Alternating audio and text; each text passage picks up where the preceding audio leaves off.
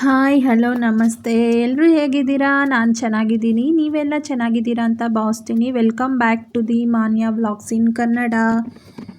ಇನ್ಮೇಲಿಂದ ನಾನು ದಿನ ಒಂದೊಂದು ವ್ಲಾಗ್ ಮಾಡೋಣ ಅಂತ ಅಂದ್ಕೊಂಡಿದ್ದೀನಿ. ನೋಡೋಣ ಎಷ್ಟಾಗುತ್ತೋ ಅಷ್ಟು ನಾನು ಸಾಧ್ಯ ಆದಷ್ಟು ವ್ಲಾಗ್ಸ್ನ ಮಾಡ್ತೀನಿ.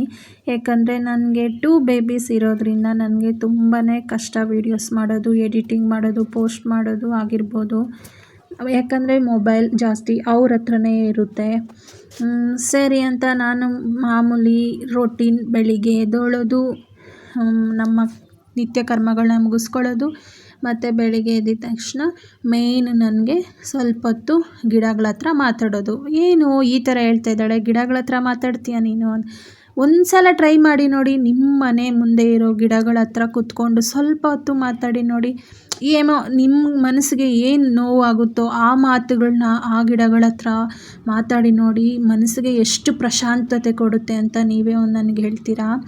ನನಗಂತೂ ಮಾರ್ನಿಂಗ್ ಎದ್ದಿದ್ದೆ ನನ್ನ ಗಿಡಗಳ ಹತ್ರ ನಿಂತ್ಕೊಂಡು ಮಾತಾಡಿಕೊಂಡು, ಏನೋ ನನ್ನ ಮನಸ್ಸಿಗೆ ಅಂದಷ್ಟು ಮನಸ್ಸಲ್ಲಿ ಮಾತಾಡಿಕೊಂಡು ಮನೆ ಬಾಗಿಲು ತೊಳೆದು ರಂಗೋಲಿ ಹಾಕಿ ಕೆಲಸ ಮುಗಿಸ್ಕೊಂಡು, ಮತ್ತು ಬೆಳಿಗ್ಗೆ ನಾಷ್ಟ ಪ್ರಿಪೇರ್ ಮಾಡಿ ಮಗು ಬಾಕ್ಸಿಗೆ ಹಾಕಿ ಅವಳನ್ನ ಸ್ಕೂಲ್ ಹತ್ರ ಬಿಟ್ಟು ಮತ್ತೆ ಮನೆಗೆ ಬಂದು ಮತ್ತೆ ಮಾಮೂಲಿ ರೊಟೀನ್ ಪಾತ್ರೆ ತೊಳಿ, ಬಟ್ಟೆ ಒಗಿ, ಮಾಮೂಲಿ ನಾವು ಓದ್ಕೊಂಡಿರೋ ಕಾಲದಲ್ಲಿ ಅಮ್ಮಂದ್ರು ಇದೆಲ್ಲ ಮಾಡ್ತಾಯಿದ್ರು.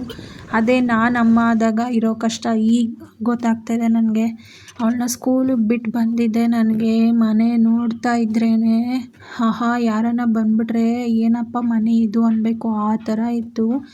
ಸರಿ ಅಂತ ರಾತ್ರಿ ಸಂಜೆ ಎಷ್ಟು ಚೆನ್ನಾಗಿ ಕ್ಲೀನ್ ಮಾಡಿ ನೀವು ಮಲ್ಕೊಳ್ಳಿ, ಬೆಳಿಗ್ಗೆ ಎದ್ದೇಳೋಷ್ಟರಲ್ಲಿ ಅವರಿಬ್ಬರು ಎದ್ದರೆ ಮಾತ್ರ ಇರಬೇಕಾಗಿದ್ದ ವಸ್ತುಗಳು ಅಲ್ಲಲ್ಲಿರಲ್ಲ. ಮನೆ ಎಲ್ಲ ಹರಡಿರ್ತಾರೆ. ಜೊತೆಗೆ ನಾನು ಅಡುಗೆ ಮನೆಯಲ್ಲಿ ಕೆಲಸ ಮಾಡ್ತಾಯಿದ್ರೆ ಇಲ್ಲಿ ಅಪ್ಪ ಮಗಳು ಅದು ಕೊಡು ಇದು ಕೊಡು, ಅದೆತ್ಕೊಂಬ ಇದೆತ್ಕೊಂಬ ಅಂತ ನನಗೆ ಟಾರ್ಚರ್ ಕೊಡ್ತಾಯಿದ್ರು. ಅದಕ್ಕೆ ಬಂದು ಏನು ಮಾಡ್ತಾಯಿದ್ದೀರಾ ಅಂತ ಕೇಳಿದರೆ ಮಗುಗೆ ಮೂಸಂಬಿ ಬಿಚ್ಕೊಡ್ತಾಯಿದ್ದೀನಿ ಅಂತ ಹೇಳ್ತಿದ್ದೆ. ಏನು ಮಾತಾಡ್ತಿದ್ದೀರಿ ಅಂತ ಕೇಳಿದ್ರೆ ಕಟ್ ಮಾಡಿಕೊಡ್ತಾಯಿದ್ದೀನಿ ಅಂತ ಆವಾಗ ಸ್ಮೈಲ್ ಮಾಡ್ತಾಯಿದ್ದಾರೆ. ಅದಕ್ಕೆ ಹೇಳಿದ್ದೀನಿ ಈ ವಿಡಿಯೋದಲ್ಲಿ ನಿನ್ನ ನೋಡಿದವ್ರು ಮಾತ್ರ ತುಂಬ ನಗಿತಾರೆ ನಿಮ್ಮ ಸ್ಮೈಲ್ಗೆ ಅಂತ ನಾನು ಅವ್ರಿಗೆ ಟಾಂಗ್ ಕೊಡ್ತಾಯಿದ್ದೆ. ಸರಿ ನಗಿಲಿ ಬಿಡು, ಅಷ್ಟರಲ್ಲಾದರೂ ನಿನಗೆ ಸಬ್ಸ್ಕ್ರೈಬರ್ಸ್ ಆಗ್ತಾರೆ ನೋಡ್ತೀನಿ ಅಂತ ಅವರು ಬೆಟ್ಟಿಂಗ್ ಕಟ್ತಾಯಿದ್ರು. ಸರಿ ಅಂತ ಬೆಳಿಗ್ಗೆನೇ ಅಪ್ಪ ಮಗಳದು ಕೀಟ್ಲೆಗಳು ಶುರುವಾಗಿದ್ವು.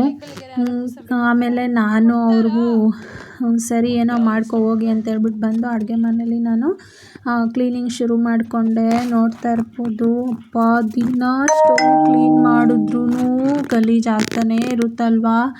ಎಷ್ಟು ಕ್ಲೀನ್ ಮಾಡಿದ್ರೂ ಅಷ್ಟೇ. ಒಂದೊಂದು ಸಲ ಯಾಕಪ್ಪ ಕ್ಲೀನ್ ಮಾಡಬೇಕು ಅನಿಸ್ಬಿಡುತ್ತೆ ನನಗಂತೂ. ಸರಿ ಏನು ಮಾಡೋಕ್ಕಾಗಲ್ಲ, ಯಾರನ್ನ ಬಂದರೆ ನಮ್ಮನ್ನೇ ಉಕ್ಕೊಳ್ಳೋದು.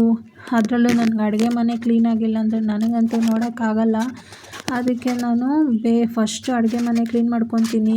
ಗುರುವಾರ ಆಗಿರೋದ್ರಿಂದ ನನಗೆ ಬೇಗ ಪೂಜೆ ಆಗಬೇಕು ಅಂತ ಅಂದ್ಕೊತೀನಿ, ಆದರೆ ಆಗಲ್ಲ.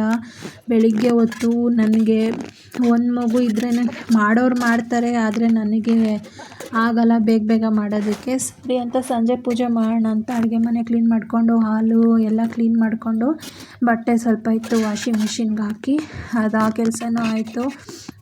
ಸರಿ ಆಯಿತು ಅಂತ ಮಧ್ಯಾಹ್ನಕ್ಕೆ ಏನು ಅಡುಗೆ ಅಂದ್ಕೊಂಡೆ. ಅಡುಗೆ ನನಗೇನು ಬೇಡ, ನಾನು ಆಫೀಸಲ್ಲೇ ತಿನ್ಕೊತೀನಿ ಅಂತ ಅವ್ರು ಹೇಳಿದರು.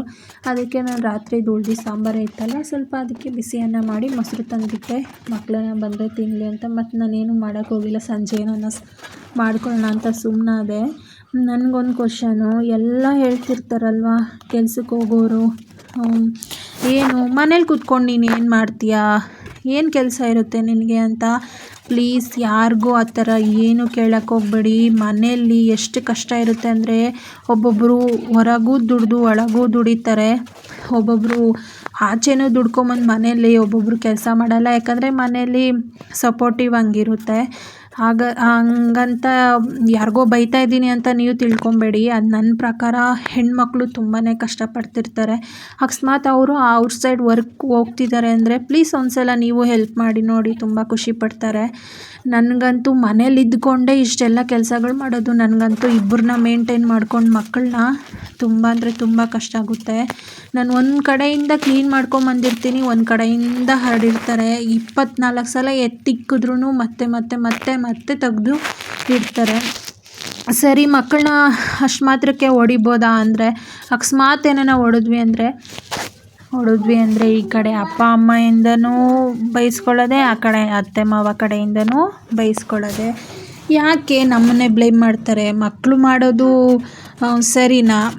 ಹಂಗಂತ ನಾವು ಹೊಡ್ಯೋಕ್ಕೆ ಹೋದ್ರೂ ಅಲ್ಲೂ ಗುಸ್ಕೊಬೇಕು, ಇಲ್ಲೂ ಗುಸ್ಕೊಬೇಕು. ಅದಕ್ಕೆ ನಾನು ಸಾಧ್ಯ ಆದಷ್ಟು ಸೈಲೆಂಟ್ ಆಗ್ತೀನಿ. ಮಕ್ಕಳನ್ನ ಹೊಡಿಬಾರ್ದು, ಬೈಬಾರ್ದು, ಗದರಬಾರ್ದು ಅಂತ. ಆದರೆ ಆ ಮಕ್ಕಳು ಮಾಡೋ ಕೆಲಸಗಳಿಗೆ ನನಗೆ ಒಂದೊಂದು ಸಲ ಅಯ್ಯಪ್ಪ ಯಾಕಪ್ಪ ಬೇಕಿತ್ತು ಈ ಮಕ್ಕಳು, ಯಾಕೆ ಮದುವೆ ಮಾಡ್ಕೊಬೇಕಿತ್ತು, ಯಾಕೆ ನಮ್ಮ ಅಪ್ಪ ಅಮ್ಮ ನನ್ನ ಲೈಫ್ನ ಹಿಂಗೆ ಮಾಡಿಬಿಟ್ರು ಅಂತ ತುಂಬ ಸಂಕಟ ಆಗೋಗುತ್ತೆ ಒಂದೊಂದು ಸಲ ಮಕ್ಕಳೇ ಇಲ್ಲ ಅಂದರೆ ನನಗೆ ತುಂಬ ಬೋರ್ ಅಂದರೆ ಬೋರ್ ಆಗಿಬಿಡುತ್ತೆ. ಅಯ್ಯೋ ನನ್ನ ಮಗು ಇರಬೇಕಿತ್ತು ಇಲ್ಲಿ, ಅಯ್ಯೋ ಸ್ಕೂಲಿಗೆ ಕಳಿಸ್ಬಿಟ್ಟಿದ್ದೀನಿ. ಅವಳು ಸ್ಕೂಲ್ಗೆ ಹೋದಾಗ ತುಂಬ ಬೋರ್ ಆಗುತ್ತೆ. ನೇಹ ಒಬ್ಬಳೇ ಇರ್ತಾಳಲ್ವ, ಅವಳಿಗೆ ಅಕ್ಕ ಅಂದ್ಕೊಂಡು ಹಿಂದೆನೇ ಇರೋಳು.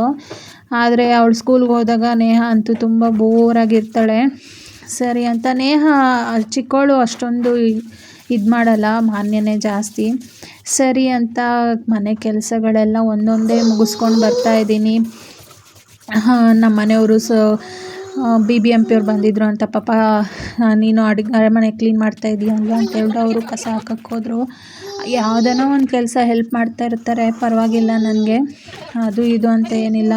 ಬೆಳಿಗ್ಗೆ ಎದ್ದಿದ ತಕ್ಷಣ ಮಕ್ಕಳಿಗೆ ಸ್ನಾನ ಮಾಡಿಸೋದ್ರಿಂದ, ಅವರೇನ ಮನೇಲಿದ್ದರೆ ಮಕ್ಳಿಗೆ ಸ್ನಾನ ಮಾಡಿಸೋದ್ರಿಂದ, ರೆಡಿ ಮಾಡೋದು, ತಿನ್ನಿಸೋದು ಎಲ್ಲ ಪಾಪ ಅವರೇ ಮಾಡ್ತಾರೆ.